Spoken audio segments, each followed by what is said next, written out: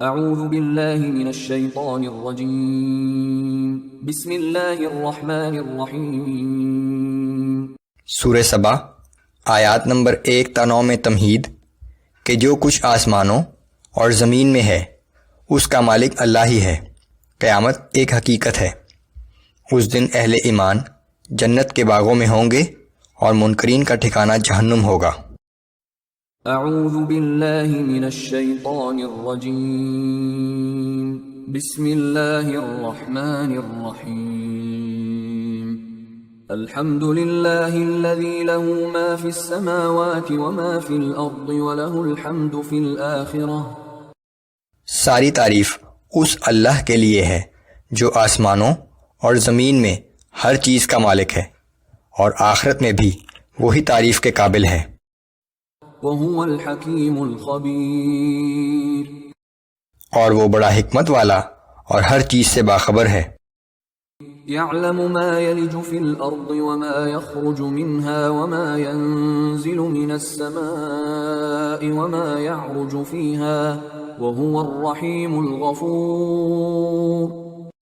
اللہ ہر اس چیز کو جانتا ہے جو زمین میں داخل ہوتی ہے اور جو زمین سے نکلتی ہے، نیز جو چیز آسمان سے نازل ہوتی ہے اور جو آسمان میں چڑھتی ہے، اور وہ ہر وقت رحم کرنے والا اور بڑا بخشش کرنے والا ہے۔ وَقَالَ الَّذِينَ كَفَرُوا لَا تَأْتِينَ السَّاعَةُ قُلْ بَلَىٰ وَرَبِّي لَتَأْتِيَنَّكُمْ عَالِمِ الْغَيْبِ۔ اور کافر کہتے ہیں کہ ہم پر قیامت نہیں آئے گی۔ آپ کہہ دیجئے کہ میرے رب کی قسم تم پر قیامت ضرور آئے گی، میرا رب غیب کی ہر بات جانتا ہے۔ لا يعزب عنه مثقال ذرة في السماوات ولا في الأرض ولا أصغر من ذلك ولا أكبر إلا في كتاب مبين۔ اللہ سے ایک ذرے کے برابر بھی کوئی چیز چھپی ہوئی نہیں ہے، خواہ آسمانوں میں ہو یا زمین میں، اور ہر چیز کی تفصیل چاہے وہ ایک ذرے سے چھوٹی ہو یا بڑی، کتاب مبین میں لکھی ہوئی موجود ہے۔ لِيَجْزِيَ الَّذِينَ آمَنُوا وَعَمِلُوا الصَّالِحَاتِ أُولَئِكَ لَهُم مَّغْفِرَةٌ وَرِزْقٌ كَرِيمٌ۔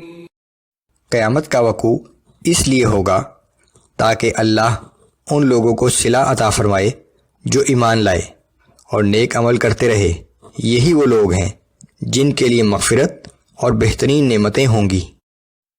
والذین سعوا فی آیاتنا معاجزین اولئک لهم عذاب من رجز علیم۔ اور جو لوگ ہماری آیات کو نیچا دکھانے کی کوششوں میں سرگرم ہیں، ان کے لیے سخت دردناک عذاب ہوگا۔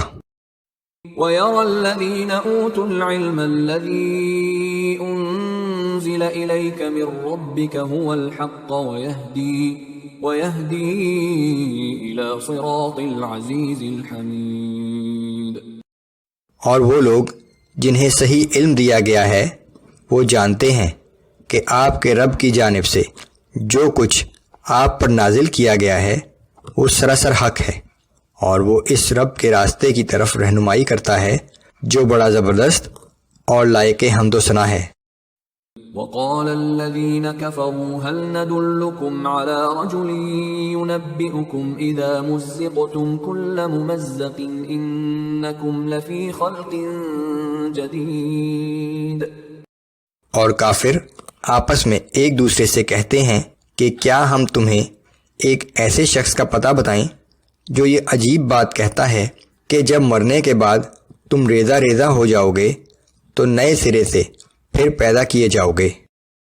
افترى على الله كذبا ام به جنة۔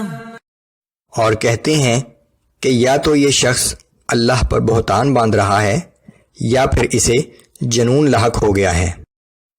بل الذين لا يؤمنون بالآخرة في العذاب والضلال البعيد۔ دراصل یہ سب کچھ اس لیے کہہ رہے ہیں کہ یہ لوگ آخرت پر ایمان نہیں رکھتے، یہ لوگ شدید گمراہی میں مبتلا ہیں اور آخر کار عذاب میں مبتلا ہونے والے ہیں۔ أَفَلَمْ يَرَوْا إِلَى مَا بَيْنَ أَيْدِيهِمْ وَمَا خَلْفَهُمْ مِنَ السَّمَاءِ وَالْأَرْضِ کیا ان لوگوں نے اپنے آگے اور پیچھے آسمان اور زمین پر نظر نہیں ڈالی؟ إِن نَّشَأْ نَخْسِفْ بِهِمُ الْأَرْضَ أَوْ نُسْقِطْ عَلَيْهِمْ كِسَفًا مِّنَ السَّمَاءِ إِنَّ فِي ذَلِكَ لَآيَةً لِكُلِّ عَبْدٍ مُنِيبٍ۔ اگر ہم چاہیں تو ان کو زمین میں دھنسا دیں یا ان پر آسمان کا کوئی ٹکڑا گرا دیں، بلا شبہ اس میں ہر اس شخص کے لیے بڑی نشانی ہے جو اللہ کی طرف رجوع کرنے والا ہے۔